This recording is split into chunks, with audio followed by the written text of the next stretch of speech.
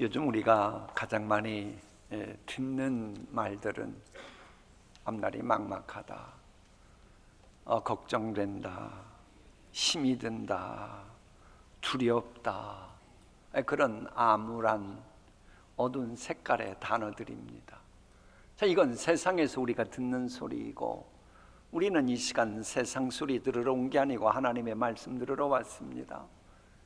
하나님께서는 뭐라고 말씀하시느냐? 그런 암울하고 어두운 단어들이 난무하는 세상의 모든 것 허락하신 분은 하나님이신데, 그 하나님은 우리의 아버지가 되신다 라고 하는 것이고, 그래서 아버지 되신 하나님께서는 우리가 이 힘들고 어려운 현실을 얼마든지 이겨낼 수 있도록 우리에게 그 모든 것을 이길 수 있는 무기를 주셨다.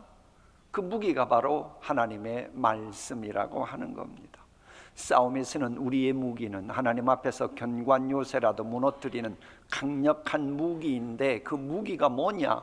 하나님의 말씀은 살아있고 힘이 있어서 어떤 양날 칼보다도 더 날카롭다. 하나님의 말씀을 검이라고 말하는 겁니다. 그래서 사람 속을 꿰뚫어 혼과 영을 갈라내고 관절과 골수를 갈라놓기까지 하며 마음에 품은 생각과 의도를 밝혀냅니다. 이 성경에 있는 수많은 믿음의 이 영웅들 대부분은, 이 성경에 있는 분들은 그렇습니다. 많은 분들, 특별히 신약 성경의 믿음의 영웅들은 지금의 우리보다 더 힘들고 어려운 현실에 살았습니다. 요즘은 먹고 살기 힘들다, 이런 이야기가 많이 난무합니다만은 성경에 있는 믿음의 영웅들이 살던 시대는 그 정도가 아니고, 예수 믿는다는 이유 때문에 사회적인 모든 기득권을 다 박탈당하고 거래조차 제대로 하질 못했고, 또 아차하면 이 짐승의 밥이 되고 십자가에서 화형으로 죽임 당해야 되는 그런 상황이었습니다. 그런 상황 속에서도 믿음의 선배들이 그 모든 난관을 극복하고 그의 인생 여정에 승리의 깃발을 꽂았는데, 그 깃발을 꽂기 전에 반드시 했던 일이 바로 말씀의 검을 제대로 휘두르는 일이었습니다. 자, 조금 전에 말씀은 검이라 그랬어요. 그럼 설교는 뭐예요? 말씀의 검을 휘두르는 검법입니다. 여러분, 성경 66권의 말씀을 거두르는 이 검법이 설교인데, 이 성경을 보면 이 말씀 다루는 검법도 한두 가지가 아니에요. 어떤 말씀 보면 스토리텔링식으로, 이야기식으로 풀어가는 스토리텔링 검법이 있어요. 이 사사기 같은 경우는 이 역사적인 서술을 통해서 드라마틱하게 하는 드라마틱 검법도 있어요. 또 말씀 듣노라면 서서히 이런 말씀을 하고자 계시는구나 라고 하는 귀납법 검법도 있고, 또 내용에 따라 캐리그마 검법도 있고, 또 애언자적인 검법도 있고, 또 윤리적인 검법도 있고, 주의 말씀을 가르치는 설교 위주의 그런 검법도 있어요. 다 그런가 하면 설교 시작을 무엇으로부터 하면 말씀의 검법을, 말씀의 검을 휘두르냐에 따라 베드로 검법이 있고 바울 검법이 있어요. 여러분이 수많은 검법을 이해하려면 저게 어떤 검법인지 제대로 알아야겠지요. 이처럼 주의 말씀을 분석하기 시작하려면 성경에 나타난 모든 설교 기법을 다 알아야 돼요. 그게 거의 불가능합니다. 그래서 우리 예수님께서도 뭐라고 말씀하셔요? 하나님의 말씀이라면 그대로 경청하라는 거예요. 그래서 여러분, 경험 많은 목회자들은 남의 설교 가지고 기독론을 부정하고 그런 설교가 아닌 한은 건드리지 않습니다. 분명한 것은 그 어떤 말씀의 검을 휘두르는 검법이건 절제할 수 있을 때 말씀의 능력이 진가를 발휘한다는 겁니다. 이 절제해야 마음의 소원이 이루어진다라고 하는 것은 운동도 마찬가지에 우리 교인들 가운데 골프 좋아하는 분들이 계시죠? 그분들이 자주 하는 말씀이 뭐예요? 힘을 빼라고, 힘을 빼라고. 그래야 실력 발휘 제대로 한다는 거 아닙니까? 그런데 이건 세상살이도 크게 다르지 않습니다. 주변에 보면 막 사업 시작할 때는 아주 겸손하게 자제하면서 조심조심 사업하는 분들이 있어요. 그러다가 어느 단계에 딱 오르면 자제를 안 씁니다. 조심을 안 씁니다. 내가 더 이상 자제하고 싶은 마음이 없다. 지긋지긋한 인내 하고 싶지 않다. 왜? 이 정도면 내가 원하는 지경에 올랐으니 더 이상 자제하지 않는다라고 하는 겁니다. 교인들 중에도 그런 분이 있어요. 목사님, 아무개 있지요. 항전직분자 되기 전에는 그렇게도 겸손하고 그렇게도 섬기더니 항전직분자 되더니 마음이 변해가지고 아주 교만해진 거예요. 이런 말 여러분도 들었잖아요. 그래, 어느 기자하는 형제가 어느 이제 영화 속 이야기를 하면서 보면 뭔가 이룬 그 영화 속의 주인공이 어느 단계 되자 나이가 먹으니 인내심의 부족에 그걸 느끼게 된다, 뭐 이런 이야기를 했다고 하는 이야기를 해요. 그 왜 그런 거예요? 그 주인공은 그랬다는 거예요. 이 건설업에 처음에 뛰어들어가지고 할 때는 막 참고 또 참았대요. 왜? 웬만한 사람들은 세상 살면서요, 자제하지 못하고 절제하지 못하면, 인내심 발휘를 못하면 돌아오는 반대급부가 너무 크거든요. 반대급부가 뭐예요? 손가락질 받고 아유 저래가지고 뭘 해먹겠다고 뭐 그런다든지, 혹은 내 꿈을 이루는데 방해 요소가 너무 많아지니까 그 반대급부 생각해서라도 절제하고 자제하는 거예요. 그런데 그 주인공은 어느 순간 딱 되고 자기 말 한마디에 죽는 흉내내는 부하들을 많이 거느리니까 이제는 패는 게 없어가지고 그런다는 거예요. 그런데 여러분, 나이가 먹어서 인내력이 부족한 게 아닙니다. 그건 팩트일 뿐입니다. 물론 우리 주변에 보면 연세 드신 분들이 더 이상 무서울 게 없다 그러면서 되는 말 안 되는 말 막 하시는 그런 분들도 계시긴 해요. 왜? 내가 살 날도 얼마 남지 않았는데 내가 뭐가 무서워? 내가 하고 싶은 대로 할래. 이제 이런 이것은 나이 때문이 아니고 이건 팩트입니다. 진실은 뭔 줄 알아요? 주변에 보면 우리 교회도 연세 드시는데도요, 아주 자제를 잘하시고 끝까지 품위를 지키는 분들이 계셔요. 나이 들어가는데 왜 더 자제를 더해요?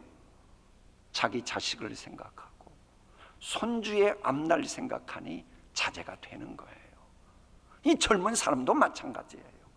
정말로 꿈이 있으면 자제가 돼요. 절제가 되는 거예요. 근데 그게 실은 이 절제, 자제의 문제는 나이 때문이 아니고 실은 꿈의 문제인 거예요. 분명한 건 뭐냐? 분명한 건 자신을 죽이는 자제심이 바닥나면 그때부터 자신의 소원도 서서히 죽은 소망이 되어져 간다고 하는 겁니다. 나 자신을 죽이고 자제하는 산재물이 되지 못하면 나의 소망은 살아있는 소망, 열매 맺는 소망이 될 수 없는 거예요. 오늘 봉독한 말씀 뭐예요? 하나님을 기쁘시게 하는 산재물 되는 것이 참된 예배다. 그러면서 여호와를 기뻐하는 것이 마음의 소원이 이루어지는 것이다. 즉 소원 성취는 거룩한 산재물이 되는 것에서부터 시작함을 모두 응축한 말씀이에요. 이걸 우리 아이들이 하는 식으로 잠시 설명해 볼까요? A. 마음의 소원이 이루어지는 거. 그러려고 그러면 여호와를 기뻐하는 것이 충족되는 것하고 니꼬릅니다. 같아요. 자, 여호와를 기뻐하는 것이 충족되는 건 뭐냐? 그것은 바로 하나님을 기쁘시게 하는 거룩한 산재물이 되는 거라는 거예요. 오늘 말씀이. 그러면 우리가 잘 아는 대로 A는 B, B는 C, 고로 A는 C 하면 마음의 소원이 이루어지는 건 뭐예요? 여호와를 기뻐하는 산재물이 되는 거예요. 이건 하나님의 말씀입니다. 인간의 모든 것 주장하시는 하나님이 저렇게 말씀하시는 거예요. 여러분의 마음의 소원이 이루어지기 위해 무엇을 해야 된다고 생각합니까? 하나님은 여호와를 기쁘시게 하는 산재물이 먼저 되라고 말씀하시는 겁니다. 자, 그러면 하나님을 기쁘시게 하는 거룩한 산재물이 된다는 의미는 무엇입니까? 이 말씀은 사실 역설적인 말씀이에요. 우리가 아는 개념하고는 전혀 다른 이 파라독스가 지금 담겨있는 말씀이에요. 산재물이 말이 됩니까? 아니, 하나님이 연락하시는 재물이 되려면 죽어야지요. 근데 본문 봐요. 뭐라고 되어 있나? 산재물이래요. NIV 성경도 분명히 저렇게 되어 있어요. 살아있는 재물이래요. 저게 도대체 무슨 말씀인 거예요? 재물은 죽은 건데, 죽어야 하나님이 받으시는 건데 어떻게 산재물을 말씀하시느냐? 저 질문에 대한 궁금증이 풀려야 마음, 여호와를 기뻐할 때 마음의 소원이 이루어진다고 하는 게 자동적으로 풀려갑니다. 자, 이렇게 보세요. 출애굽기와 레위기를 보면 하나님께 제물을 드릴 때 죽은 짐승 끌고 와서 제사 드려요? 살아있는 짐승 끌고 와서 제사 드려요? 그러면요, 죽은 사체를 가지고 제사 드리면 하나님은 안 받으시고 하나님은 진노하신다고 되어 있어요. 분명히 살아있는 짐승을 끌고 와서 제사장에게 갑니다. 그럼 그 제사장은 그 예배자의 죄를 전가하는 의미로 그 살아있는 짐승의 머리에 안수를 하며 죄를 전가시키는 거예요. 그리고 나서 이 짐승이 죽임을 당하는 겁니다. 그럼 이때 짐승이 죽임을 당하면 짐승을 끌고 온 예배자는 죽었어요? 살았어요? 뭐 이렇게 복잡합니까? 살았죠. 살았죠. 왜? 내 죄값 대신 짐승이 죽었으니까. 그런데 이 살아있는 예배자는 어떤 마음을 가져야 돼요? 죄된 나는 죽었다. 살았으나 죄악된 나는 죽었다. 그래서 산재물인 거예요. 이해가 가시죠? 자, 이것을 고린도 후서 말씀으로 봅니다. 다 함께 읽어봅니다. 시작. 그가 모든 사람을 대신하여 죽으심은 살아있는 자들로 하여금 다시는 그들 자신을 위하여 살지 않고 오직 그들을 대신하여 죽었다가 다시 살아나신 이를 위하여 살게 하려 함이라. 죽었다, 산다. 저게 바로 산재물의 의미입니다. 예배자는 산재물이 되어야 합니다. 여러분 지금 살아계십니다. 그러나 산재물이 되어야 됩니다. 그게 뭡니까? 불신앙으로 인한 근심하는 나는 죽어야 합니다.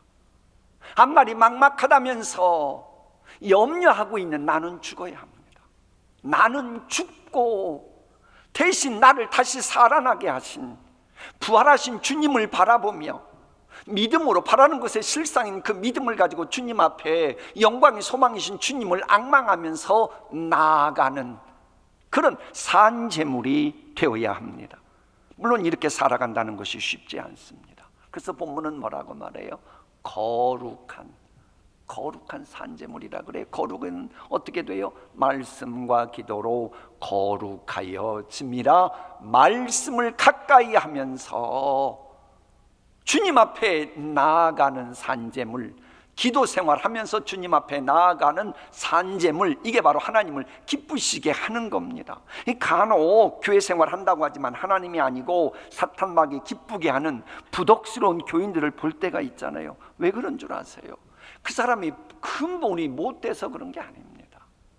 어느 순간부터 말씀을 가까이 하지 않고 기도 생활을 가까이 하지 않으니 죄성이 꾸역꾸역 올라와서 인간적인 말을 하고 독사의 혀 같은 되는 말 안 되는 말 막 쏟아내는 겁니다. 그래서 고린도후서는 이렇게 말하는 거예요. 아까 읽었던 말씀 나오면서 이어지는 거라서 저렇게 말씀 다 읽겠습니다. 싸움에서는 우리의 무기는 육체의 무기가 아니라 하나님 앞에서 견고한 요새라도 무너뜨리는 강력한 무기인데 어떡하라고요? 우리는 궤변을 무찌르고 하나님을 아는 지식을 가로막는 모든 교만을 쳐부수고 모든 생각을 사로잡아서 그리스도께 복종해야 한다는 거예요. 저래야 교인이라고 할 수 있고 산재물이라고 할 수 있다는 거예요. 여러분, 교회 다닌다고 하나님이 교인 인정해 주시는 거 아닙니다. 교인이 교인다워야 교인입니다. 교인은 주님의 것입니다. 주님의 소유입니다. 그럼 주님의 소유요 주님의 도구이기에 그저 회복은총의 통로, 축복의 통로, 은혜의 통로 이 역할만 잘하면 되는 겁니다. 여러분, 무엇인가 또 제대로 전달하는 통로가 되려면 재질이 좋아야 돼요. 실력이 있어야 됩니다. 능력이 있어야 돼요. 품격이 있어야 하나님이 주시는 그 모든 것이 온전히 제대로 전달이 됩니다. 자 보세요. 석유 파이프가 있어요. 근데 이 파이프가 낡았어요. 엉터리예요. 석유 제대로 전달하겠어요? 이 퀄리티가 좋아야 돼요. 근데 동시에 하나, 여기서 우리가 짚고 넘어가야 될 신학적인 제자도가 하나 있습니다. 석유 파이프는 석유가 아닙니다. 그저 석유를 전달하는 도구요 통로일 뿐입니다. 우리가 그런 거예요. 내가 아무리 실력 있고 능력 있고 품격이 있어도 내가 통로라고 하는 말은 내가 주인이 아닙니다. 주님이 주인인 거예요. 주님을 위해 내가 도구로 쓰임받을 뿐인 겁니다. 그래, 능력은 있고 실력도 갖추었지만 주인공이 아니라 도구로 쓰임받아야 되는, 우리가 찬양했던 겸손한 존재, 그게 교인이고 주님의 제자입니다. 그래서 우리 예수님 보세요. 내가 내 사상을 말하는 말이 아니고 주님의 말을 대신 전하는 소리 역할을 했던 세례요한, 세례요한을 가리켜 광야에 외치는 자의 뭐라 그랬어요? 광야에 외치는 자의 소리라 그랬잖아요. 그래서 그런 세례요한을 예수님이 그렇게도 칭찬하셨던 겁니다. 하나님은 도구가 되려는 교인들을 지금도 찾고 계시는 겁니다. 저도 이제 이민교회 목회해봤습니다만은 이민교회 목사님들이 하는 얘기가 있어요. 교회 밖에서 영향력 행사하지 못하니 교회 와서 영향력을 행사하려는 못난이들이 종종 있다는 거예요. 교회 좀 오래 다녔다고, 나는 이 교회 뭐 오래 다녔다고 그러면서 교회 밖에서 풀지 못한 스트레스를 이제 막 교회 들어오는 교인들, 신앙생활 잘하겠다고 겸손히 하는 교인들을 막 괴롭히고 스트레스 퍼붓는 거예요. 다음 주 우리 교회 총동원 주일이에요. 그분들 왔을 때 내가 먼저 교회 다녔다고 그러면 된다 안 된다? 안 돼요. 교인이 교인다우려면 아까 말씀드린 것처럼 세상 궤변 내 마음에서 쫓아내고 교만을 쳐부수고 나의 모든 생각을 사로잡아 예수님께 복종시켜야 한다는 이 진리를 알아야 교인답다고 할 수 있고, 그럴 때에 주님이 그런 진리 행하는 우리를 보고 기뻐하시는 거예요. 자, 요한 3서로 가봅니다. 요한 3서의 말씀 함께 읽습니다. 시작. 형제들이 와서 내게 있는 진리를 증언하되 내가 진리 안에서 행한다 하니 내가 심히 기뻐하노라. 내가 내 자녀들이 진리 안에서 행한다 함을 듣는 것보다 더 기쁜 일이 없도다. 내가 주님을 기쁘시게 하서 이럴 수밖에 없다. 저거 보세요. 진리 안에서 행할 때 하나님이 기뻐하시는 거예요. 근데 그 하나님이 기뻐하시는 것 중에 하나가 또 뭐냐? 잃어버린 양을 찾을 때 기뻐서 어쩔 줄 몰라 했다. 그게 누가복음의 메시지입니다. 여러분 잘 아시는 이 어거스틴이 방탕하고 타락한 생활하다가 어머니의 기도 때문에 드디어 주님 품으로 돌아왔지요. 그리고 나서 회개하고 예수님을 마음속으로 영접하고 인간을 연구하게 됩니다. 물론 이 어거스틴은 헬레니즘의 그 철학의 영향을 받았기 때문에 인간적으로 어떤가 하라고 하는 것을 헬레니즘의 그 학문의 툴을 많이 도움받아요. 그러다 보니 아주 분석적입니다.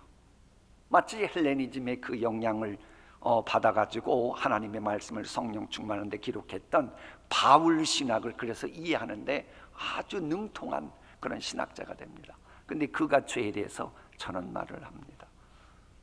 죄는 뭐냐? 사랑이다. 죄는 사랑이다. 근데 어떤 사랑이에요? 순서가 바뀐 사랑이 죄악이라는 겁니다. 아주 유명한 말입니다. 그래, 저 말을 듣고 깨달았던 믿음의 형제가 고백했던 그런 유명한 말이 있어서 그대로 소개할게요. 죄는 때때로 선한 것인 양 우리를 미혹한다. 나라 사랑하는 마음은 분명 선한 것이다. 그러나 하나님보다도 나라를 더 사랑하는 마음은 더 이상 선이 아니고 우상 숭배 죄악이다. 고향 사람을 사랑하는 것은 선한 것이다. 그러나 하나님보다도 고향 사람을 더 사랑하는 것은 선이 아니라 우상 숭배 죄악이다. 가족을 사랑하고 친구를 사랑하는 것은 선한 것이다. 그러나 하나님보다도 가족이나 친구를 더 사랑하면 그것은 선이 아니라 우상 숭배하는 죄악이다. 교회를 사랑한다면서 선을 넘는 말과 행동을 하는 사람이 있다. 그러나 교회의 머리이신 예수님보다도 내가 교회 사랑한다고 하는 것을 더 사랑하는 것은 죄악이다. 우리 예수님이 말씀하신 거죠. 누가 내 형제요 자매냐? 하나님의 말씀대로 행하는 자라야 내 형제요 자매라고 말씀하십니다. 여러분이 그 누구를 사랑하는 거 아주 좋습니다. 잘하는 겁니다. 성경적으로 사랑하는 것은 전혀 문제가 없어요. 그런데 문제는 성경적으로 그 무엇인가를 사랑한다 할지라도 예수님보다도 더 사랑하기 시작하면 그것은 성경대로 사랑한다고 해도 우상숭배 죄악이 됨을 지금 예수님이 말씀하신 거예요. 자녀 사랑도 마찬가지입니다. 얼마 전 글로벌 컨퍼런스가 있었을 때 발표된 겁니다. 카렌 포웰에 의하면 자녀 신앙생활에 가장 큰 영향을 주는 것은 부모의 신앙생활이라고 합니다.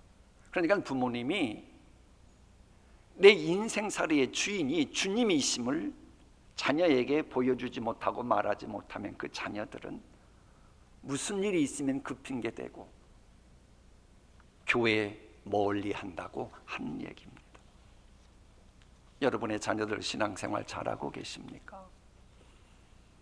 여러분이 신앙생활 잘해서 그럽니다. 근데 여러분의 자녀들이 지금 교회도 안 나오고 그럽니까? 여러분이 신앙생활 제대로 했는지 한번 자신을 살펴봐야 합니다. 이 무신론자로 알려진 20세기의 철학 아놀드 토인비라고 하는 그가 자기 나중에 세계적인 석학으로 이 평판이 났을 때에 기독교 이야기를 자기 아들과 얘기하는 게 책으로 나왔어요. 그걸 보면 아놀드 토인비는 어렸을 때는 성공회, 영국 성공회 교회를 다녔답니다. 어느 날 부활주일날 어머니에게 어린 꼬맹이 토인비가 예수님의 부활에 대해서 물어보니까는 어머니가 확신에 찬 말을 하지 않고 말을 얼버무려 버립니다. 그러자 이 어린 그러나 명석한 토인비는 아하, 기독교는 엉터리구나, 그런 생각을 가지고 교회를 그때부터 떠났다라고 하는 고백을 합니다.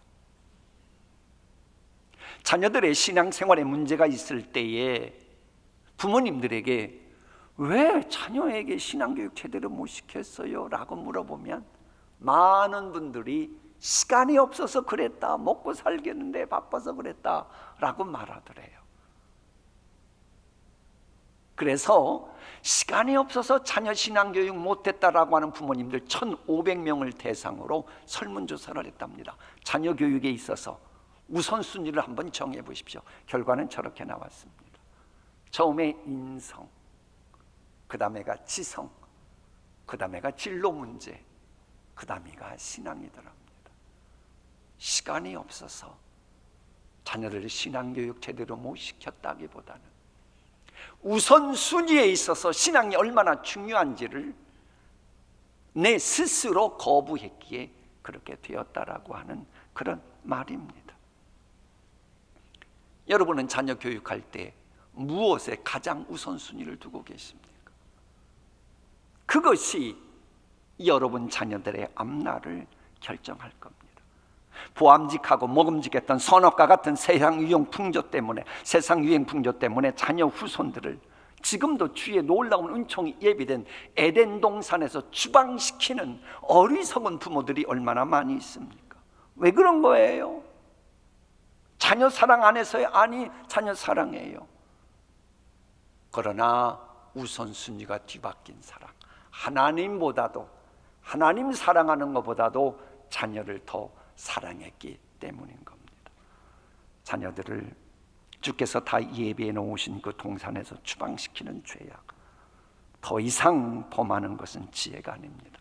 자녀들을 주님께로 돌아오게 하는 것이 주님을 기쁘시게 하는 것이고, 실은 자녀를 향한 소원이 이루어지는 비결이에요. 그래 자녀들의 앞날을 주장하신 하나님은 이렇게 말씀하십니다. 함께 읽어볼까요? 여호와를 기뻐하라. 내 마음의 소원을 이루어 주시리라. 이 자녀는 물론이고 우리들도요, 창조주 하나님을 기뻐해야 될 실존적인 이유가 있습니다. 자 보세요. 우리 인간은 태어날 때 빈손으로 태어납니다. 빈손으로. 뭘 갖고 태어난 분 보셨어요? 없습니다. 근데 어느 교수님이 지적한 대로 그 빈손을 부모님이 하나씩 둘씩 채워주셨기 때문에 여러분의 현재가 존재하는 겁니다. 빈손으로 왔는데 여러분 스스로가 뭔가 자수성가했다고요? 그런 말 같지 않은 말 하지 마세요. 어떻게 빈손으로 태어난 인간이 누구 도움도 받지 않고 스스로 됐겠어요? 부모님 아니면 누군가 도움을 줬기 때문에 지금이 된 겁니다. 이걸 우리가 부정하면 안 돼요. 이게 바로 부모된 분들의 마음 아닙니까? 솔직히 여러분들 자녀들 빈손 인생 되는 거 원해요? 보면 새벽마다 기도하시는 연세 드신 권사님들이 계세요. 왜 그러겠어요? 그분들이 그 나이 돼가지고 뭘 엄청난 거 바라서 그러겠어요? 아니에요. 자녀들, 손주들 빈손 인생 되지 않도록 뭔가를 쥐고 살아갈 길 원해서 기도하는 거 아니겠습니까? 천국 시민권을 비롯해서 인간도 이런 겁니다. 하물며 우리를 창조하시고 우리를 포기하실 수 없어서 죄인일지라도 영원한 독생자 예수님 죽게 하시면서까지 우리를 사랑하신 그 하나님께서 우리를 빈손 인생 만드시겠습니까? 여러분을 근심, 걱정, 염려, 앞날이 막막한 인생 되기를 원하시겠습니까? 아닙니다. 아니에요. 여러분 빈손 인생 되는 거 원치 않으십니다. 여호와 이레로 예비하시고 우리 예수님 말씀대로 풍성한 걸 주기 위해서 주님이 오신 겁니다. 여호와 이레에 만복의 근원 되신 하나님은 필요한 은총을 시마다 때마다 채워주길 원하시는 거예요. 이걸 믿고 주님 앞에 나아가야. 이게 인간적인 생각은 근심, 걱정, 염려 있다니까요. 그런 내가 죽고 부활하신 주님을 믿는 믿음으로 이런 소망을 가지고 하나님께 나아가 기쁨으로 나아가야 주님이 기뻐하시는 산 제물이 되는 겁니다. 자 보세요. 여러분의 자녀들이 무슨 일로 인해 근심, 걱정, 염려하고 있어요. 그런데 여러분이 힘이 없어서 전혀 도움을 못 주고 있어요. 그래 여러분 마음속으로 내 새끼 저렇게 고생하고 걱정하는데 내가 힘이 없네. 이러려면 얼마나 참 가슴이 아프겠습니까? 여러분의 자녀가 억울한 누명을 쓰고 명예훼손을 당하면서 고통당하는 것을 본다면, 그런데 여러분이 할 수 있는 것이 없다면 여러분 마음속으로 생각하기를, 왜 나는 고통당하는 자식을 위해 할 수 있는 것이 하나도 없단 말인가? 그러면 절규한다고 생각해 보세요. 그래도 인간은 때로는 그렇게 할 수밖에 없는 존재예요. 그러나 여러분, 하나님 아버지는 다릅니다. 하나님은 우리가 지금 힘들고 어렵고 앞날이 막막하고 두렵고 염려가 되고 이런 상황이 있을 때 우리 아빠 아버지는 아버지 하나님 할 수 있는 게 내게 하나도 없어. 그럼 하나님의 마음은 어떠시겠어요? 어라? 날 저렇게 무시하네? 기분 좋아하시겠어요? 남들은 하고 싶어도 인간은 못해요. 그럴 때가 있어요. 그러나 하나님은 도와주고 싶을 때 언제든지 도와줄 수 있고, 두려운 문제 해결하실 수 있고, 앞날 인도하실 수 있고, 막막하지 않게 하실 수 있는 전능자 하나님이신 거예요. 이걸 믿는 믿음으로 은혜의 보좌 앞에 나아가는 것이 하나님을 기쁘시게 하는 거룩한 산 제물인 것입니다. 그럴 때 여러분, 하나님은 좋으셔가지고, 왜? 여호와를 기뻐하는 산제물이니까 좋으셔가지고 마음의 소원을 허락하시는 거예요. 간혹 하나님을 기뻐하는 것에 대해서 자꾸 인간적인 생각으로 하는 분들이 있는데, 그러면 하나님은 싫어하십니다. 여러분 정말 하나님 믿습니까? 그러면 한번 여러분이 어떻게 믿고 나아가야 여러분의 힘들고 어려운 현실 문제를 어떻게 해결할지 그걸 한번 좀 생각해보고 한번 주님과 한번 단판 지어보십시오. 여호와를 기뻐하는 것이 하나님이 기뻐하시는 참된 예배자입니다. 자, 마무리하겠어요. 하나님께서는요, 우리에게 영원한 독생자 예수님 죽게 하시면서까지 우리를 사랑하신 분이기 때문에 우리에게 이 성령님을 통해서 소원을 주시긴 합니다만은 소원 주시고 끝내는 분이 아닙니다. 소원 주시고 끝내는 분이 아니고, 소원이 살아 움직이고 열매 맺는 것을 방해하는 장애물들을 제거할 수 있는 이 진리의 말씀의 검을 주시는 분이고 해서 성령님은 진리의 영입니다. 그 말씀의 검이 제대로 능력 발휘하기 위해서 제발 나는 죽는 거룩한 산제물이 되라는 거예요. 그럼 하나님이 때가 되면 알아서 소원 이루어 주신다니까요. 근데 이제 간혹 가다 보면요, 하나님을 기쁘시게 신앙생활하는 데는 관심이 없고 겸손한 척하면서 내가 죄 사함 받고 뭐 하나님의 자녀 되고 이것이 내 신앙생활의 목적이야, 그런 분들이 있어요. 아주 이단적입니다. 비성경적입니다. 성경의 절반 이상을 싹둑 잘라내는 아주 못된 사고방식입니다. 여러분, 어떤 분들은 자꾸 그런 식으로 죄인 구원이 하나님의 최종 목적인 것으로만 설명하는 정말로 이단아 같은 사람들이 있어요. 물론 죄인들을 구원하는 것은 하나님의 계획의 일부인 것은 맞습니다. 그러나 최종 계획은 아닌 거예요. 자, 우리 주님이 재림하실 때 누구를 데리러 오셔요? 죄인을 위해 데리러 오십니까? 아닙니다. 아니에요. 우리 예수님이 2000년 전 오실 때는 죄인을 구원하러 오셨다고 명시되어 있어요. 그러나 재림하실 때의 주님은 죄인이 예수님의 십자가 보혈 은총을 입어 믿음으로 의롭다함을 얻은 의인을 데리러 가기 위해서 오시는 겁니다. 그럼 왜 데리러 가시는 거예요? 왜 천국으로 데려가요? 천국에서 항상 기뻐하는 그 인생 만드시려고. 그럼 하나님의 최종 계획은 뭐예요? 항상 기뻐하는 거예요. 그래서 교회의 가장 마지막 그 고지도 기쁨이 충만한 공동체 되는 겁니다. 뭐 기사회상하고 뭐 합력하여 선을 이루며 무너진 재단을 회복하고 그건 시작 단계인 거예요. 지향을 해야 돼요.